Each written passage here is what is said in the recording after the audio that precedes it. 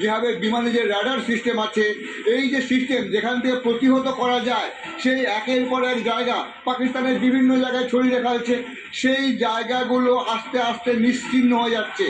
পাকিস্তানের যে জায়গা, যে ক্ষমতার বলে বলিয়ান ভাবে পাকিস্তান যে আমরা এত গায়ে মানে না আপনি মোড়ল, পাকিস্তানের তেমন দশা হয়েছে। এবং সেই জায়গায় দাঁড়িয়ে আজকে ভারত বুঝিয়ে দিয়েছে যে চেষ্টাগুলো করেছিল পাকিস্তান, সব কটা জায়গা পাকিস্তানের ধ্বংস করে দেওয়া হয়েছে। যতগুলো হামলা চালিয়েছে পাকিস্তানের সেই জায়গাগুলো ধ্বংস করে দেওয়া হয়েছে।